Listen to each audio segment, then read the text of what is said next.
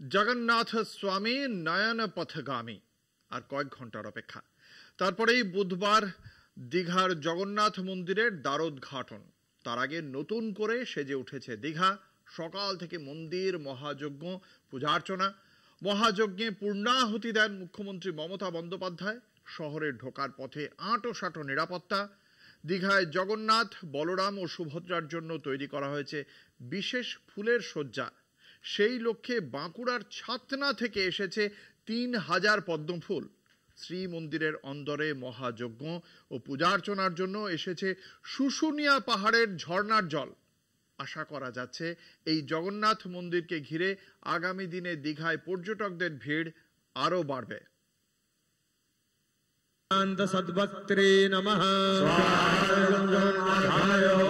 ৩০শে April অক্ষয় তৃতীয়ার পূর্ণ লগ্নে দীঘায় জগন্নাথ মন্দিরের উদ্বোধন।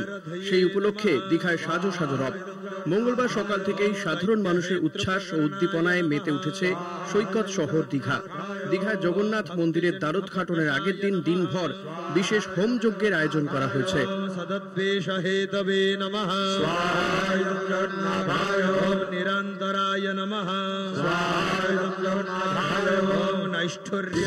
কালকে বেলা ২:৩০ থেকে প্রোগ্রাম শুরু হবে এবং ৩টের সময় দ্বারোদ্ঘাটন হবে। দ্বারোদ্ঘাটনের প্রোগ্রাম কমপ্লিট হয়ে যাওয়ার পর থেকে পাবলিকের জন্য খুলে দেওয়া হবে। আধ্যাত্মিকতা ও সম্প্রীতির মিশেলে আন্তর্জাতিক পর্যটনের নয়া ঠিকানা দীঘা।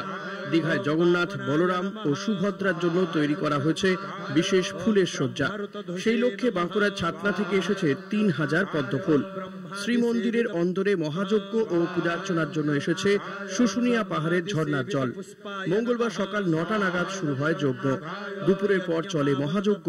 দীঘার জগন্নাথ মন্দিরের মহাযজ্ঞে পূর্ণাহুতি দেন মুখ্যমন্ত্রী মমতা বন্দ্যোপাধ্যায়। যজ্ঞ শেষে পুষ্প শয়নে জগন্নাথ, বলরাম ও সুভদ্রা।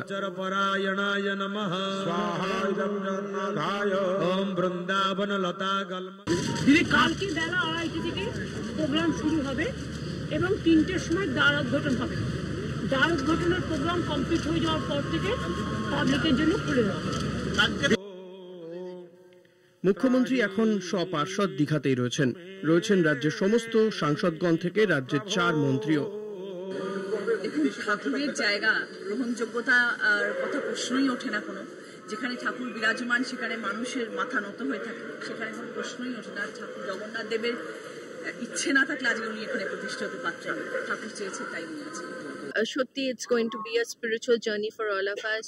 পুরীর মন্দির থেকে হেড প্রিস্টরা যারা এসেছেন তারা নিষ্ঠার সাথে কদিন ধরে যজ্ঞ করে চলেছেন। এটা আমাদের জন্য একটা হিস্টোরিক্যাল মোমেন্ট হবে, কারণ জগন্নাথ ধাম দীঘাতে আমার মনে হয় যে প্রচুর মানুষের ঢল নামবে। ২৫শে এপ্রিল থেকেই শুরু হয়েছে পুজো পাঠ। ওই দিন বাস্তু পুরুষের উদ্দেশ্যে যজ্ঞ করা হয়। আয়োজিত হয় কলস যাত্রাও।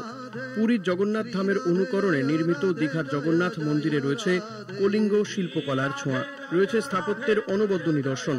সোমবার দীঘায় পৌঁছে মন্দির পরিদর্শনের সময় সেই স্থাপত্য কাজের প্রশংসা করেন মুখ্যমন্ত্রী। এই মন্দিরে আধ্যাত্মবাদ এবং সম্প্রীতি মিলন হয়েছে দাবি মুখ্যমন্ত্রী মমতা বন্দ্যোপাধ্যায়ের। এখন সময় শুধু অপেক্ষার। বুধবার জগন্নাথ মন্দিরের দ্বারোদ্ঘাটনের দিকে তাকিয়ে গোটা রাজ্য। কলকাতা টিভি।